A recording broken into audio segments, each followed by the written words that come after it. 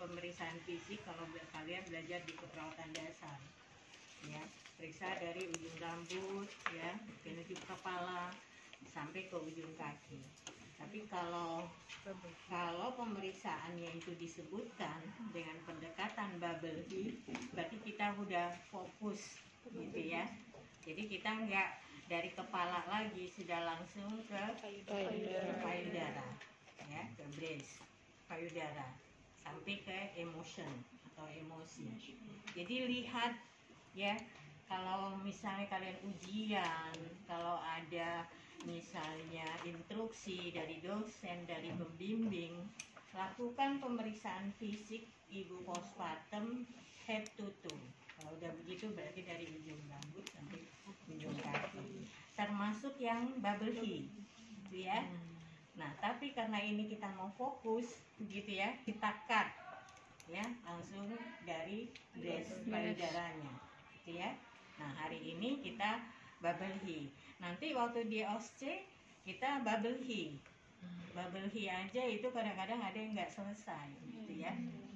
Nah, jadi kita pangkas dari bubble heat-nya, dari brace-nya. Jadi dari bubble heat apa aja?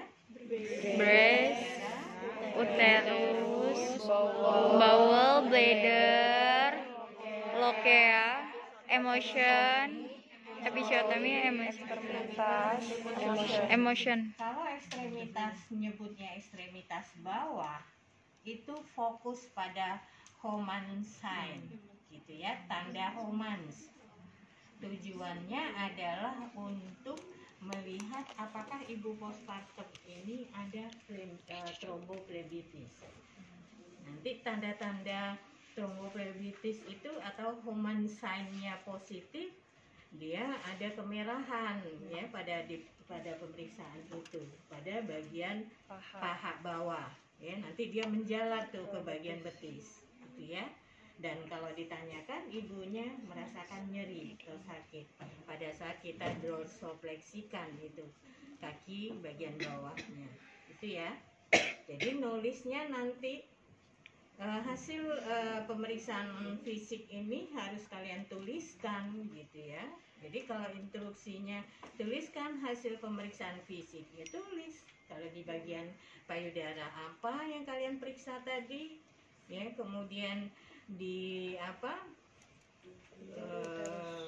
Jadi lupa. Uterus gitu, apa yang kalian ukur di uterus gitu ya. Kemudian pada bagian bawel apa yang kalian periksa? Kalau bawel kan terkait dengan fungsi ya, fungsi usus gitu kan, berarti kalian mendengarkan bising usus gitu, kemudian menanyakan kapan terakhir BAB atau sudah BAB apa belum. Kemudian bladdernya terkait dengan buang air kecil gitu ya. Nah, kemudian kita periksa juga orifisium uretranya gitu kan, apakah di situ ada merah atau tidak. Tapi biasanya ditandai dengan adanya distensi vesika urinaria gitu ya, atau distensi kandung kemih ya. Jadi kandung kemihnya itu bukan sebutannya kandung kemih menonjol, kandung kemih menggelembung, nggak ada istilah itu. Tapi kita gunakan istilah kalau tidak ada distensi, berarti tidak ada distensi kandung kemih, gitu aja gitu ya. Nah, kemudian setelah bladder ke lochia ya. Nah, lochia apa yang kita periksa di situ? Warna Ya, kita lihat nih pembalutnya gitu. Terakhir kapan ibu ya mengganti balutan gitu ya, atau mengganti pembalutnya gitu ya. Oh, baru 2 jam yang lalu, 1 jam yang lalu gitu ya. Nah, kita lihat nih gitu ya, banyaknya lochianya itu, kemudian jenisnya gitu ya. Kan ada nih jenis lochianya ya, apakah rubra, serosa atau alba, tergantung dengan pada saat kapan kita melakukan pemeriksaan fisik postpartum. Apakah postpartum hari pertama, kedua, ketiga dan seterusnya. Jadi kalian harus tahu ini warna-warna lochianya gitu ya. Kemudian kita masas nih abdomen atau di bagian uterus tadi. Nah, biasanya kan kalau ada perdarahan dia mengalir tuh darahnya gitu ya. Tapi Tapi kalau sudah tidak ada perdarahan, biasanya cairannya ya lochia itu yang keluar, gitu ya. Tinggal kita kategorikan nih lochianya rubra, serosa atau alba, seperti itu. Nah, sesudah lochia apalagi yang harus kita lihat? Episiotomi. Berarti kan episiotomi ini jika ada ya, kadang ibu yang partesnya secara spontan, ada yang tidak di epis ya. Episiotomi itu menggunting daerah perineum gitu ya, kemudian dijahit. Nah, kita lihat episiotominya utuh atau tidak, atau ada luka jahit gitu ya. Berarti ada luka jahit episiotomi. Nah, luka jahitnya itu kita lihat gitu ya. Apakah, nah tanda-tanda reda itu harus kita tahu ya. R-nya apa? Redness, kemerahan. Nah, kadang kan kalau kalau udah hari kedua, ketiga itu udah nggak merah pada saat hari pertama gitu ya. Nah, kemudian setelah redness apa? Edema. Jadi hasilnya bukan, tidak ada pembengkakan, karena kalau kesannya pembengkakan itu ya kayak pembengkakan ada ini. Jadi tuliskan aja tidak ada edem atau ada edema. Kalian tahu kan cara mengukur edema atau tidak? Gitu ya. Kalau kita tekan daerah situ gitu ya. Nah, dia kan ada jeglokan dan lama kembalinya. Gitu ya. Itu yang disebut dengan edema. Ya, jadi bukan pembengkakan. Kalau kesannya pembengkakan, bengkak tuh di daerah perineum gitu. Jadi ada atau tidak edemanya. Udah tahu lah kalau kita sesama perawat itu, kalau operan, nah itu ada edem itu di ininya, di luka jahit episiotominya, udah tahu gitu ya. Nah, setelah edema apa yang diperiksa? Hemosimosis gitu ya, lihat gitu kan, ada tanda kebiruan nggak di situ ya, atau apa. Kemudian setelah hemosimosis, discharge. Jadi discharge itu pengeluaran cairan. Jangan dibilang ibu nggak ada keluar nanah ya, serem banget ngomongnya gitu ya. Jadi pengeluaran cairannya itu apa? Cairan yang di luka ya, bukan cairan yang keluar dari pulpa atau uterus, tapi pada luka. Ya, misalnya ada cairannya itu darah kah? Ya, kadang-kadang cairannya itu kalau sudah hari kedua, ketiga, kalau dia masih basah, kadang-kadang yang kayak mirip serum gitu ya, bening-bening tapi ada campuran darahnya gitu ya, itu yang cairannya.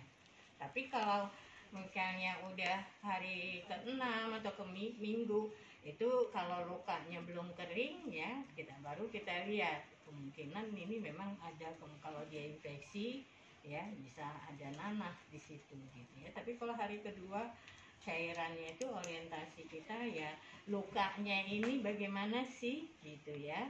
Apakah kadang kan bisa aja jahitan itu kurang rapat atau kurang bagus pengerjaannya, terjadi perdarahan seperti itu. Kemudian setelah discharge apalagi? Aproksimasi atau approximation. Itu kita lihat nih perlekatan. Kalau kita luka itu kan pernah lihat ada luka jahitan itu kan kelihatan ada perlengketan, mulai melekat ya, gitu kan, mulai merekat jahitan gitu kan.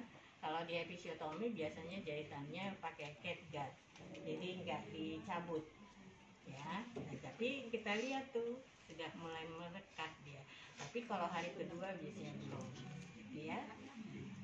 Itu yang dilihat untuk aproksimasi. Udah, nah itu yang kita laporkan untuk episiotomi itu ya. Nah, setelah episiotomi apa? Hemoroid. Nah, bisakah kita meriksa hemoroid dengan posisi pasien tidurnya terlentang? Enggak. Kalau untuk episiotomi, kalau di buku teori itu dia posisinya sin. Tapi untuk membuat nyaman pasien nggak apa-apa posisinya dorsal recumbent, karena bisa masih kelihatan ya luka jahit episiotomi itu. Jadi sekalian kita periksa lochia, kemudian periksa episiotomi ya, posisinya dorsal recumbent. Begitu memeriksa hemoroid, pasiennya sikapnya sin, miring ya ke kiri, gitu ya. Kita lihat hemoroidnya, ya. Apalagi yang dilihat pada hemoroid? Rasa gatal. Apa ada rasa gatal atau tidak, ya, pada lubang anusnya itu. Kemudian apa lagi? Rasa tidak nyaman dan Tidak nyaman. Dan apa lagi? perdarahan berwarna merah Ya. pada Ibu waktu BAB ada keluar darah atau tidak, bisa kita tanyakan seperti itu. Dan kalian bisa ngebedain ya, kalau dia ada hemoroid atau tidak. Jadi hasilnya adalah itu kalian tulis hemoroid tidak ada dan tidak ada perdarahan. Seperti itu. Ya, itu hasilnya. Kemudian setelah hemoroid apa? ekstremitas Ekstremitas bawah. Jadi ekstremitas bawah itu kita bukan mengukur kekuatan otot, tetapi lebih kepada ada atau tidaknya tromboflebitis. Gitu ya. Itu banyak terjadi pada pasien postpartum. Gitu ya. Nah, nanti caranya ada. Gitu ya. Nah, kita lihat itu pada saat kita memeriksa itu, kita lihat apakah ada kemerahan dari bawah paha itu sampai menjalar ke betis. Kemudian pada saat dorsofleksi di kaki bawahnya itu, nah, pasien merasakan nyeri atau sakit atau tidak. Jika gitu ya, tanda-tanda itu ada, berarti Homan sign-nya positif. Kalau tidak ada, berarti Homan sign-nya negatif. Jadi kalian gitu aja ya, tidak ada kemerahan pada paha bagian bawah dan bagian betis, kemudian pasien tidak nyeri, udah tanda panahin situ Homan sign negatif. Gitu ya, itu hasil pemeriksaannya. Nah, setelah itu yang terakhir adalah emotion. Ya. Jadi emotion itu walaupun kita untuk pengkajian secara psikologis pada ibu postpartum, kita kan mengenal ada 3 fase ibu itu ya, letting in, taking hold, dan letting go, gitu ya. Jadi kita bukan mengkaji ibunya sudah dapat memandikan bayi, ibunya sudah dapat berjalan, ibunya sudah dapat ke kamar mandi, bla bla seperti itu. Jadi bukan kemampuan ibu yang kita nilai, tapi kondisi psikologisnya, namanya emotion ya. Nah, itu adalah kita ingin mengkaji apakah ibu itu biasanya kalau pada ibu postpartum ini sering terjadi yang baby blues gitu ya, atau baby blues postpartum. Kalau udah lebih sebulan bisa terjadi depresi postpartum seperti itu.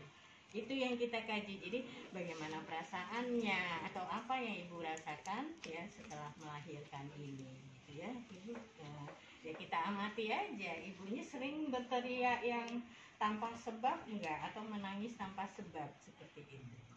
Gitu ya, itu ciri-ciri ibu yang baby blues. Gitu ya. Nah, udah selesai untuk pemeriksaan yang bubble. Gitu ya. Oke, sekarang kita praktekkan.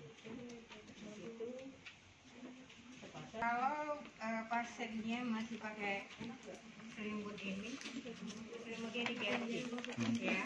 Jadi kita selalu kalau melakukan tindakan keperawatan, pasiennya makanya kalau istilahnya ibu dulu waktu kuliah ini namanya selimut mandi. Padahal pasiennya nggak sedang mandi. Saya tahu nih apa namanya sekarang. Ya, kalau di keperawatan dasar apa namanya?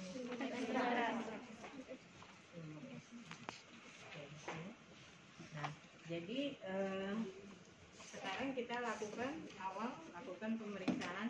Ibu tidak akan mengajarkan prosedur ya, interaksi dan seterusnya gitu ya. Jadi itu komunikasi kalian lakukan ya sesuai dengan prosedur dalam melakukan pengkajian maupun tindakan keperawatan pada pasien gitu ya. Ibu hanya mengajarkan teknik ya pemeriksaan fisik pada ibu postpartum ya. Jadi pada untuk pemeriksaan payudara ya, brace dulu yang kita lakukan pemeriksaan payudara. Nah, pada pemeriksaan payudara apa yang kita lakukan? Simetris. Kaji Ya, simetris kita lihat, atau enggak. oke, kesimetrisan payudara. Payudaranya simetris kiri dan kanan. Nah, kemudian yang awal kita lakukan aja dulu inspeksi kan, kita inspeksi, ya. Kemudian tadi udah simetris.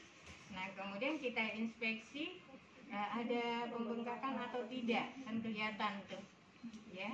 Kemudian setelah ada pembengkakan atau tidak, kita lihat lagi areola mamenya, ya. Biasanya di sini areola mamenya warnanya Hitam. ya. Jadi hitamnya bukan hitam kayak kerudung Mame. kalian, ya. Areola Coklat-coklatan mame. tapi lebih pekat, lebih gelap. Ya, lihat warna areola mame. Nah, kemudian kita lihat juga puting susu. Ya. Nah, puting susunya itu ada yang datar, ada yang inverted, masuk ke dalam. Kalau dia masuk ke dalam itu berarti perawatan pada saat hamil trimester ketiga itu nggak benar. Ya, makanya pada kehamilan trimester ketiga sudah lakukan perawatan payudara. Jadi harus diinikan, ya, harus menonjol putiknya. Oke, catat berarti hasil pemeriksaan untuk payudara apa? Ya, ada pembengkakan, warna areola mamenya apa, ya, tadi yang simetris, ya. Kemudian puting susunya bagaimana, menonjol, ya, atau inverted, ya, seperti itu. Oke, selanjutnya kita lakukan Lu nyatet kan? pengeluaran ASI, cek pengeluaran ASI.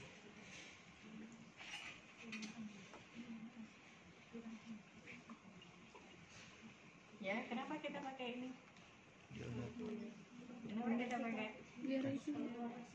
Kalau keluar IC-nya kan, jadi waktu ujian yang lupa, jangan dibiarin, ya. Nah, cara untuk mengecek pengeluaran ASI, ya, ini kita pakainya ini. Jadi jangan di sini, ya, jangan di sini, tapi ini kita di areola mame, tangan kita, telunjuk sama jempol, gitu ya. Nah, kemudian agak kita tekan pelan-pelan, kemudian urut ke arah puting, ya. Nanti ASI-nya udah keluar, ya. Tahan. Oke, ya. Nah, kemudian satu lagi seperti itu, ya. Tekan agak gini, kemudian urut ke arah puting susu. Bu, ASI-nya udah keluar ya, Bu? Gitu ya. Oke. Catat nanti hasilnya untuk list atau payudara. Sekarang, ya, jadi pada saat ujian jangan sibuk mancing, habis waktunya, nggak sampai selesai. Yang penting tutup aja. Ada penilaian untuk sikap profesional, menjaga privasi pasien, menjaga kenyamanan dan keamanan pasien. Keamanan artinya pada saat miringkan pasien, hati-hati jangan pasiennya sampai jatuh ke sana, ya. Oke. Sekarang kita turun ke uterus.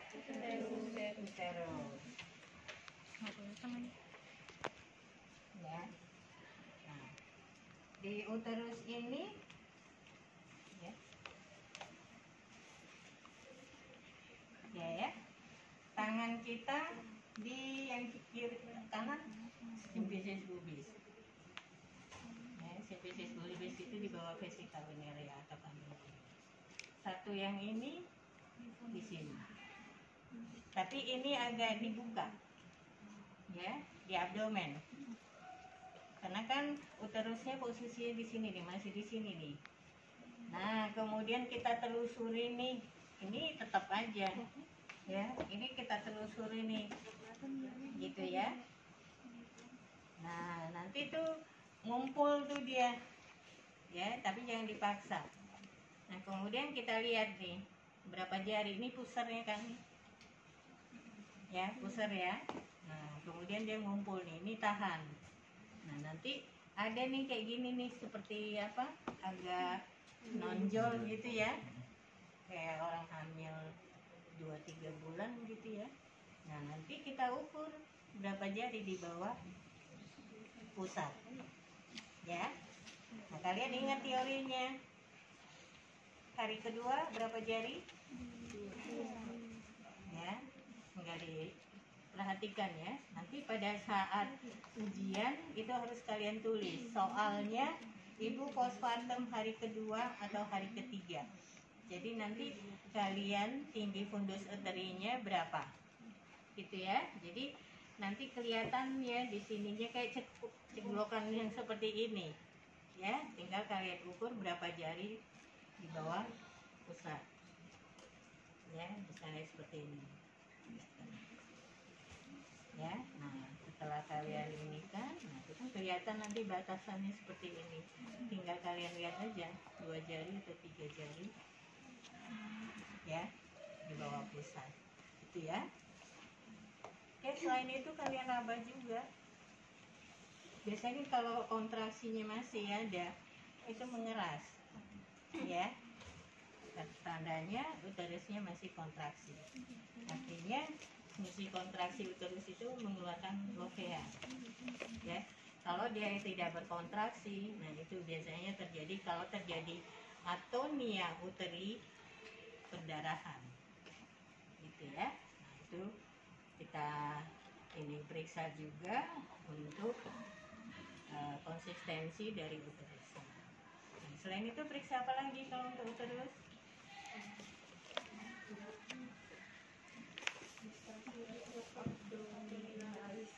Nah, diastasis recti abdominis, ya. Nah, itu kita lakukan pada ibu postpartum yang spontan. Tidak boleh pada ibu dengan seksio, karena kan ada luka jahit nih, gitu ya, nggak boleh dilakukan. Jadi ini hanya dilakukan pada postpartum spontan. Jadi kita sekarang ini ibu postpartum dengan spontan ya, melahirkan yang bukan operasi, gitu ya. Jadi caranya ibunya tidur tanpa bantal. Ya, ibu tidur tanpa bantal, kemudian posisi tangan lurus di samping badan, ya. Nanti ibunya disuruh bangun. Jari tangan kita bisa 2 jari atau 3 jari di bawah umbilikus, seperti ini, vertikal seperti ini. Nah, ibunya bangun, Bu. Saya akan memeriksa ya peregangan otot perut ibu atau otot ya, panggul bisa, otot perut bisa. Nanti ibunya bangun seperti orang sit up. Satu aja. Ya, biasanya ini kejepit. Ya, ada jeglokan tuh di sepanjang ini. Gitu ya. Bisa 2, bisa 3. Nah, kalau di sini berapa jari nih? Ya, diastasis recti abdominisnya DRA-nya 2 jari, 3 jari, berarti ini harus dikembalikan. Karena kan pada saat hamil terjadi peregangan. Ya, harus dikembalikan. Makanya pada ibu postpartum nanti kalau RDA-nya misalnya sampai 3 cm, itu kita lakukan senam nifas. Ya. Nah, misalnya kakinya ditekuk 1 Bu. Nah, nanti pinggul ibunya itu begini.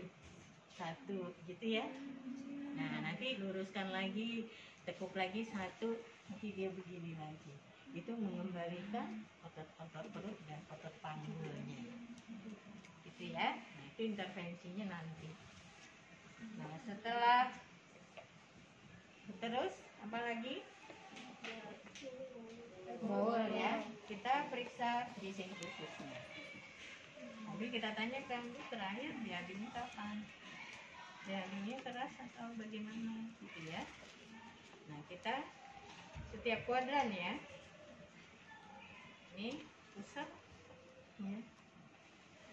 Jadi di kuadran 1 kita dengar bising khususnya. Normal berapa kali bising khusus per menit? Nanti hasilnya harus kalian tulis yang benar ya.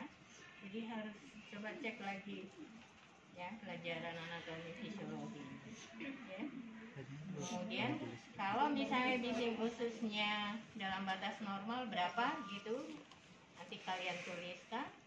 Nah, nanti pada setiap kuadran ngomongnya, karena keempat kuadran itu harus kita periksa, gitu ya, harus kita dengarkan bising ususnya. Oke, setelah bawel kita periksa bladdernya, kandungnya, gitu ya. Tanyakan kapan terakhir BAK ya. Kemudian kita raba, biasanya yang ketahuan dia distensi kandung kemih atau tidak. Nah, setelah itu periksa apa lagi? Setelah itu periksa apa? Setelah bladder periksa apa? Lokea. Lokea. Oke ya. Nah, pada saat pemeriksaan lokea itu ibu berkali-kali bilang waktu ya, jangan ngintip. Tahu nggak ngintip itu? Oh ibu, lokeanya rubra ya, bukan ngintip. Gitu ya. Karena setelah lokea kita akan periksa apa? Episiotomi. Kemudian kita akan memeriksa hemoroidnya. Jadi buka, memang betul-betul pakaian dalamnya dilepaskan. Ya, oke. Kita lihat nih. Ya. Ibu terakhir buka balutannya kapan? Wajah merah tapi sedikit di sininya ya. Oke. Jadi bisa kita lepaskan ininya dulu. Membukanya jangan ke atas, ya, tapi ke bawah, ya.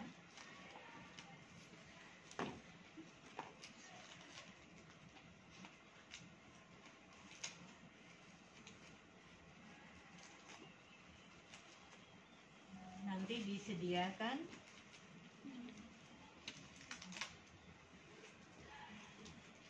plastik. Nanti disediakan apa namanya, tong sampah. Jadi ini jangan ditaruh di atas tempat tidur pasien ya, jangan ditaruh di sini ya. Jadi tetap, karena itu pasti penilaian dalam tindakan yang profesional.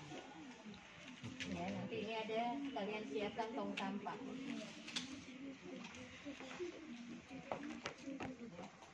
Nah, ininya bisa kita buka. Kecuali perdarahan banyak ya. Kalau perdarahan banyak, ini kan kita nggak pakai pemeriksaan fisik ini, kita nggak pakai alas ya. Seharusnya kita pakai alas. Perlak boleh kita tambahkan dengan memasang perlak.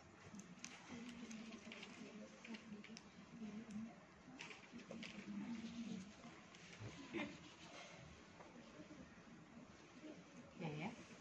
Nah, tadi lokea sudah kita lihat ya di pembalutnya. Nah, kemudian apa lagi yang kita lihat? Ya, warna tadi di pembalut kan bisa kita lihat kan warnanya apa. Nah, kemudian kita masas ya di bagian perutnya ini gitu ya. Nah, biasanya kalau pasiennya ada sesuatu ya pada uterusnya, apakah itu ada katiledonnya plasenta yang masih tertinggal atau apa perdarahan, biasanya itu kalau kita masas kemudian agak kita tekan terus ngerembes tuh darahnya gitu ya. Tapi kalau itu enggak ya enggak ya, kalau tidak ada sesuatu ya dia enggak akan merembes.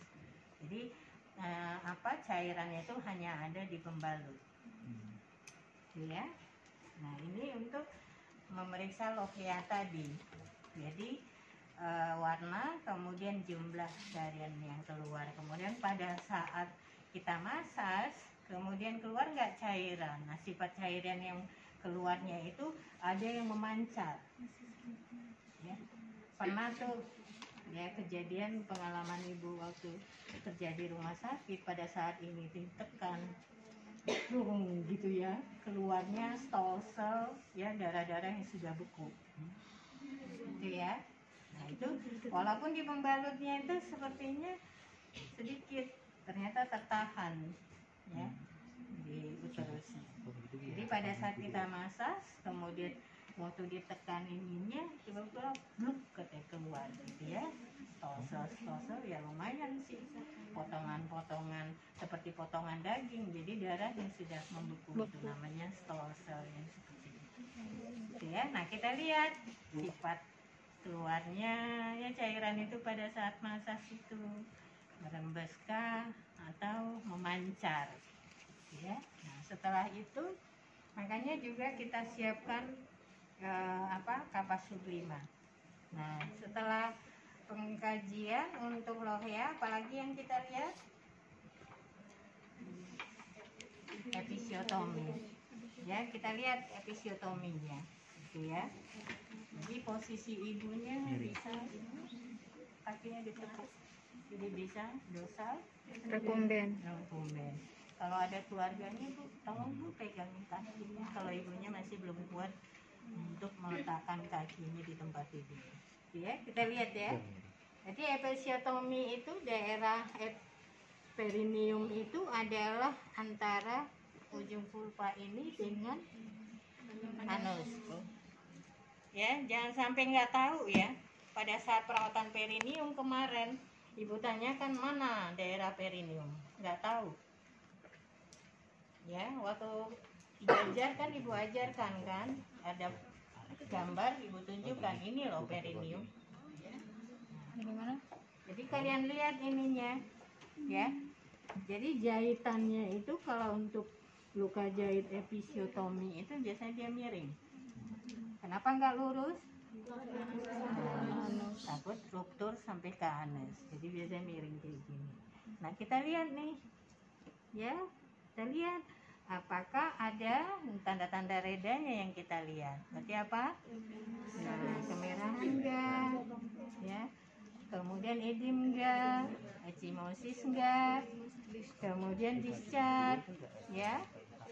Kemudian approximation, kelihatan dari situ. Nanti catat ya hasilnya. Oke, nah setelah itu kita akan periksa Emotion. ya. Oke ibu, mau periksa hemoroidnya ibu ya, itu Hemoroid. ke kiri. Ya, miringkan kita miringkan ibunya. Kalau terlalu ke pinggir, kalau memiringkan pasien geser ke kanan. Ya, atau dipasang pengamannya. Ibu miring. Ya. Nah, kalau miring ke kiri, sikap chin, berarti kaki ini didorong ke dada ya. Kayak gini ya. Jadi tekuknya langsung ke dada. Nah, ini lebih kelihatan. Ya. Sebenarnya episiotomi tadi bisa juga kita lihat dengan posisi SIM. Kalau di teori tadi kan posisinya SIM. Bisa. Atau dorsal recumbens bisa. Nah, kita lihat nih di anusnya. Ya. Merah atau tidak? Bu, gatal nggak Bu yang di daerah anusnya ini? Ya. Kemudian apa lagi yang dilihat? Bengkak. Ya, BAB-nya ya, buang air besarnya ada darah enggak Bu? Nah kemudian di sini ya kelihatan kalau hemoroid itu ada yang ya keluar lapisan ininya di sini ya kelihatan seperti itu. Berarti kalau ada hemoroid sebutkan ada hemoroid, kalau tidak ada hemoroid. Oke ya, ini tidak ada hemoroid, itu tentang lagi.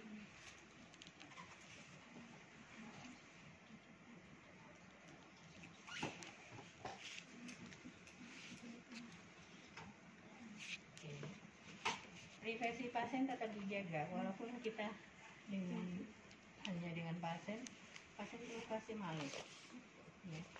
Setelah itu, setelah hemoroid kita periksa apa? Extremitas bawah.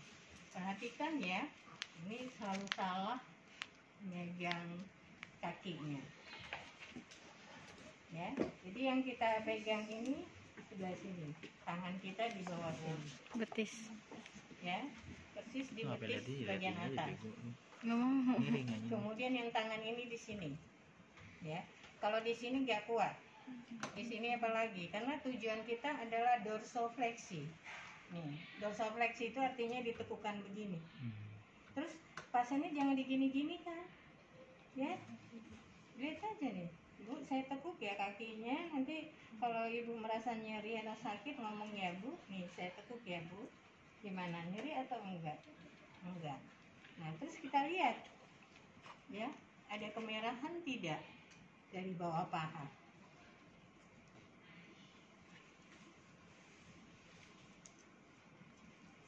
Ya, jangan terlalu tinggi. Ya, itu ada yang melakukan pemeriksaan fisik tidak diangkat. Ya, di beberapa video atau beberapa sumber cukup dorsofleksi seperti ini. Tapi kita nggak melihat ini di bawahnya. Nah, makanya ada beberapa diangkat, pegang ini, dan kita lihat. Biasanya di sini kalau ada tromboflebitis merah, menjalar nih ke sini, ya. Nah, kita lihat. Oke, katanya nggak sakit, turunkan. Kemudian kita periksa lagi satu lagi. Patah. Ya. Sakit ibu? Ya. Kita lihat juga, oh nggak ada kemerahan. Ya. Oke, sekarang kita tanyakan emosi. Bagaimana keadaan ibu hari ini? Ada nggak misalnya apa yang membuat ibu marah, sedih atau apa? Tanyakan aja seperti itu. Gitu ya. Jadi emosinya juga. Ya susah. Malam tadi saya nggak tahu tiba-tiba nangis. Apa yang menyebabkan ibu nangis? Ya nggak tahu. Tiba-tiba saya pengen teriak, pengen nangis. Ya. Diinikan aja emosinya seperti apa. Jadi bukan ibu sudah bisa merawat bayi, ibu sudah bisa menyusui, bukan kemampuan ibu yang kita ukur, tapi adalah emosi dia terkait dengan kondisi psikologisnya postpartum. Oke, sudah selesai. Rapikan pasiennya, dikancing, kemudian ganti selimut. Oke.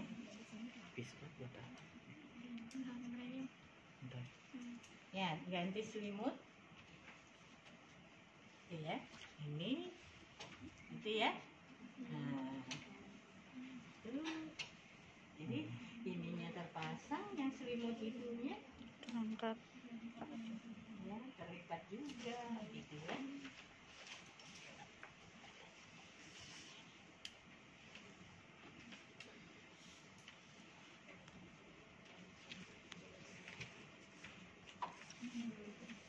Ibu udah selesai ibu. Nah, tadi boleh pada saat pemeriksaan kita langsung sampaikan ke ibu ya. Kemudian setelah selesai, ibu sudah selesai ya. Tadi hasil pemeriksaannya apa yang datanya tidak normal, gitu ya. Nah langsung kita nanti untuk lakukan prosedur apa ya, gitu ya. Oke, sampai di sini ada mau ditanyakan? Ini nggak dipakai lagi? Enggak. Oke, ada yang mau ditanyakan? Ya silakan. Tadi kan pas sudah selesai, tadi kan kita pas ngelakuin pemeriksaan kita lepas pembalutnya, pas sudah selesai gimana? Pasang pembalut baru. Pasang pembalut baru. Ya.